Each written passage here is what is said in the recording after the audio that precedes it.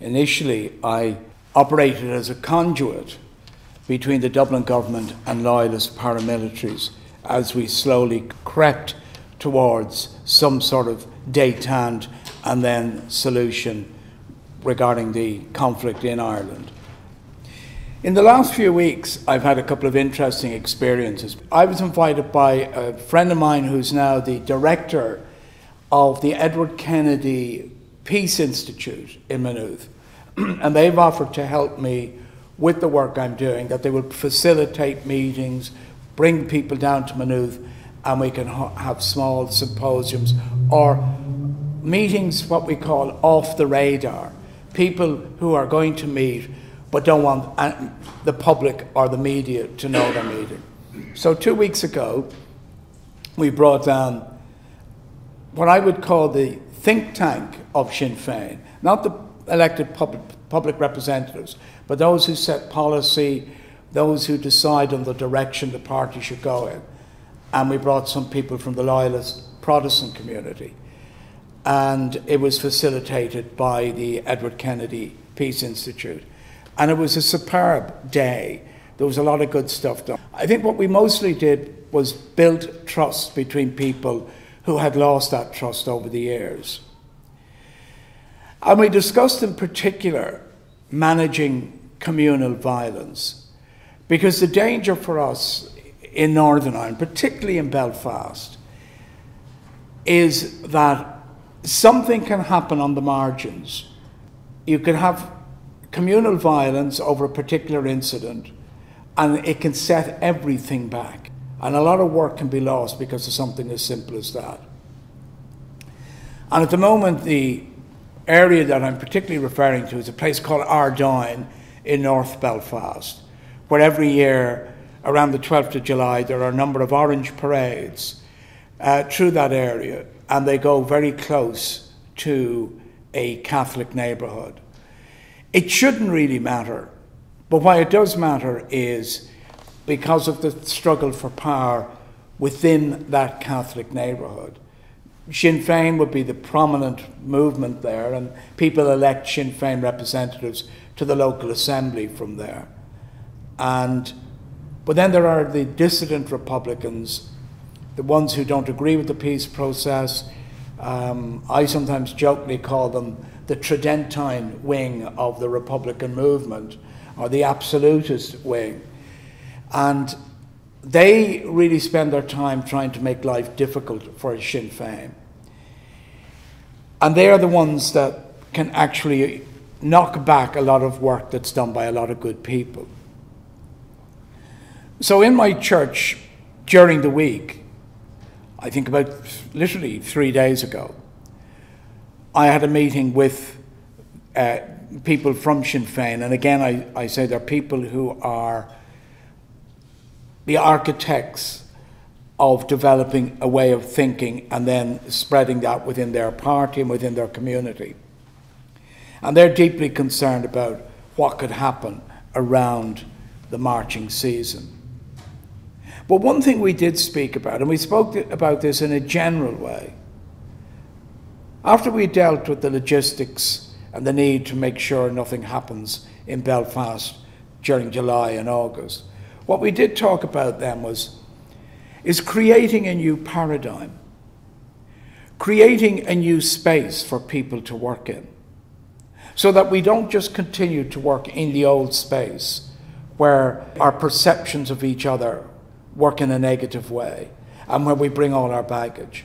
But that if we can create a new paradigm, a new space to work, without doing any prejudice to anybody's position, whether they feel specifically Irish or specifically British, and understanding the separation and the conflict. It's understanding that the separation is real and the identity is real. It's not made up. Because I was doing a roundtable discussion during the week, and there was a man there who I would describe as probably an old-fashioned Marxist from the Communist Party. And he talked about British identity in the sense of working class struggles throughout the United Kingdom. And I felt in a way he was a bit patronising. because he refused to recognize that people hold a sense of identity, not because they're stupid, not because they've been duped, as he would like to think, but because that is a real sense of identity they have. Whether they are people from Northern Ireland who feel intensely British, or those who feel intensely Irish.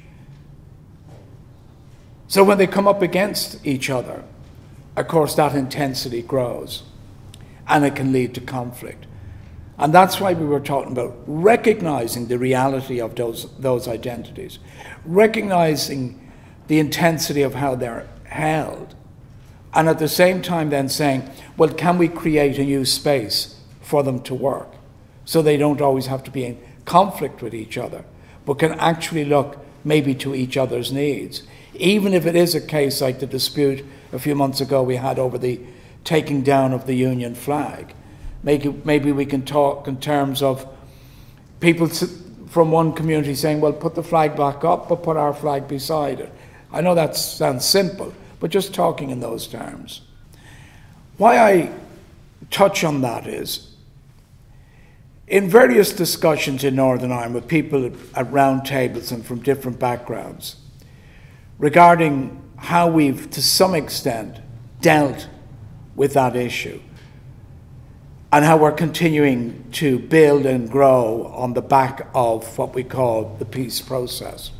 And we often get people coming to Northern Ireland not only to learn from that, but also to have an input and maybe bring their experience from other conflicts.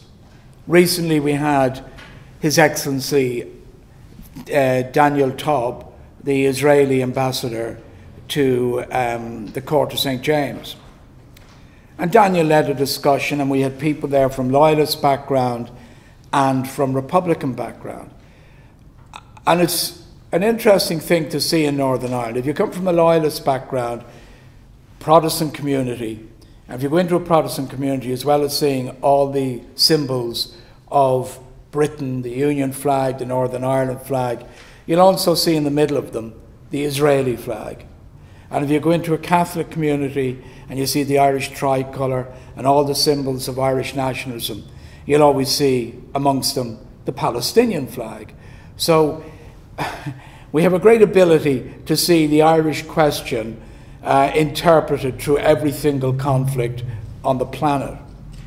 So we were discussing this, and Daniel came under some pressure from people who were calling on people to boycott Israel. And that's fine if somebody feels that by boycotting Israel that will resolve the difficulty of the Middle East. If they refuse to buy settlement goods or boycott Israel goods or have a cultural ban or an academic ban on Israel, if they think that's going to do something, fine. Personally, I think it's negative and will deliver nothing. It might make people feel good. I mean, I used to do things like that myself in the past, but then I'm not in that type of movement. What I do is conflict resolution. So it's not making a judgment on either side. It's trying to help people find a way out of the conflict, irrespective of your own political viewpoint. I have a viewpoint on nearly every conflict globally, but I leave that outside the door when I'm working with people to try and resolve our conflict in Northern Ireland in a modest way. So you have to have the ability to transcend whatever your viewpoint is of a particular conflict, if you're really serious about trying to find a way out of it, and also recognizing the real realities of that conflict, and not only thinking that your particular ideology or your particular faith will somehow resolve the conflict. If you are from a fundamentalist Christian background in Northern Ireland, and you think if everybody subscribes to that fundamentalist Christian position, then we will all be okay. If you're from a hardline Republican background, and you believe that everybody, if they just really woke up one morning and realised that we're all Irish men, whether we're Protestant, Catholic or dissenter, and fell into each other's arms and built this great republic, we would be fine. Or like my friend that I met at the meeting, who believed that some sort of ideological socialist great plan is going to bring peace throughout every conflict in the world. Fine, but that's not for me. I don't see peace coming that way. And I always remember the words of Václav Havel when he said, beware of the utopian dreamer, because the utopian dreamer, to create his or her Valhalla, Nirvana, socialist republic, some form of utopia, will kill millions to get there. And I always remember those words. So conflict resolution is not about forcing people to change their identity, compelling people to change their political worldview, to make people change their faith. It's about allowing them find the space to work with others who they are extremely opposed to, creating the machinery, creating the logistics for working together, irrespective of their view of each other, creating that what I called new paradigm. And what we spoke about during the week, both to Republicans and Loyalists, was about inclusiveness and reconciliation. But really the inclusiveness is the most important.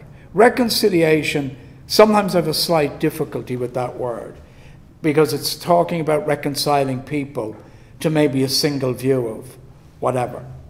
I'm inclined to think of conciliation. But the inclusiveness is something that has grown out of our own church in Belfast, and is a thing that is common to people in Unitarian communities around the world. The idea of inclusiveness. So people can actually work together irrespective of their worldview, their religion, or their politics, but they recognize the inclusiveness of where they want to be. And compassion. What I was fascinated to hear during the week, as we were drawing up a document with some Loyalist paramilitaries that they hope to release in the next couple of weeks as they speak publicly to each other, the Loyalists said they wanted to include the word compassion. So that even, and these are men, by the way, who have all spent at least 10 years in prison, some of them for multiple killings, and they were talking about compassion.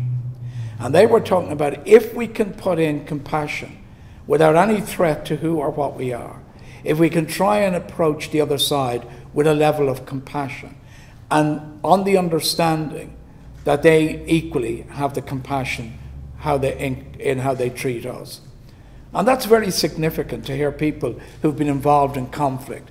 And it's not idealistic, and it's not just wishful thinking. This is a word they came up with themselves. And they believe that there is product in that. If they treat the other side with a level of compassion, and that's returned, that will make it easier for them to work, not only within their own community, but to work within the greater community that is Northern Ireland. Also in the last couple of weeks, I'm sure some of you have heard of Grayson Perry, the artist who won a BAFTA the other night for a TV show and also won the Turner Prize a few years ago. And Grayson is doing a series of programs for Channel 4 next year on identity, and his TV crew contacted me because they felt they wanted to meet people from Northern Ireland who'd been involved in the flag protesting. So Grayson travelled over to Belfast and he met these people. And as you all know, Grayson has an alter ego, Claire, and actually his alter ego, Claire, accepted his BAFTA the other night. But it was wonderful to see Grayson, who came with no baggage, no prejudice, working with these people and trying to capture an idea of them and to include an artwork. And that had a huge impact on them, because these are people that normally are written about in a negative way, and yet someone came to do something positive with them. And those sort of things have huge impact. Since the Good Friday Agreement, or the Belfast Agreement as it's properly known, in '98, and the fact that we've enjoyed a level of peace since then, People are beginning to redefine who they are. In the recent census, the census of 2011, what was interesting to see is that in Northern Ireland now, 40% of the people see themselves as British, 25% of people see themselves as Northern Irish, and 28% see themselves as Irish. That's quite a sea change, because initially you had a very clear division between those who saw themselves as British and those who saw themselves as Irish. There's a new growing identity called Northern Irish. Most of that is happening within the Catholic community, also within the Unionist community, but mostly within the Catholic. There is a new minority growing of about 8% now of people who would describe themselves as atheists. The recent immigrant population actually see themselves as British. But also 13% of Catholics see themselves as British, whilst 80% of Protestants. And then that breaks down into the Northern Irish category as well. As hardline religious positions are beginning to disintegrate, people are beginning to rethink their identity. And that's the other thing we're trying to get people to engage in. When people say they're British, what does that mean to be British? When people say they're Irish, what does that mean to be Irish? And are there any overlapping identities that people can find a common space in? But more importantly, is helping people to develop a new language to talk to each other about identity, about politics, about all the issues they confront in daily life. Because remember, above all of that is the same problems that exist in any other part of the United Kingdom, with the austerity cuts, with high unemployment, people in the retail sector, the amount of shops closing down, people losing businesses, people trying to address mortgages. All those problems exist as well. So you don't have a one-dimensional debate all the time just about identity or the constitutional position of Northern Ireland. You have the debates about everything else regarding all the problems that exist in any part of the United Kingdom. So to finish up, I just want to reiterate what we hope to do with various people. And that is, as I said earlier, is to create a new paradigm, a new space for working, a new space where people can not only maintain the peace process and reflect and analyse how they brought around the conflict resolution, but also look at the machinery that's badly needed for continuing that process. Because one of the things that's highly significant in any conflict is that when you get your ceasefires, when you get the violence to end, it's only the beginning of what you're about to do. The idea of building a peace process has to be managed indefinitely. And my big fear is that the Westminster government doesn't share that view. Conflict has to be managed not just for a month, not just for 1 year, not for 2 years. Wherever it's in a community that's divided and has been at war with each other, you have to put the machinery in place that continues to manage that conflict. And you have to allow the various parties have a space in there to debate, discuss, and manage that. And what impresses me more than anything is to watch very ordinary folk over the years develop incredible skills in conflict management. And these are people with no academic training, they're ordinary working people, but over a period of time develop these amazing skills. And sometimes, because of who they are, it doesn't get the respect or it doesn't get the recognition it should. They'll not be going to Oslo to collect Nobel Peace Prizes. It'll always be the politicians that go to collect the peace prizes. But these are the real architects of conflict. Whether it's in Northern Ireland or the people, and I know we'll be hearing later on this year from Yehuda Stoloff in Israel and the work he's doing, which is quite similar. It's those people who work at what we call the interface and manage because that's how you keep a peace process working and stopping conflict returning. So thank you very much. Thank you.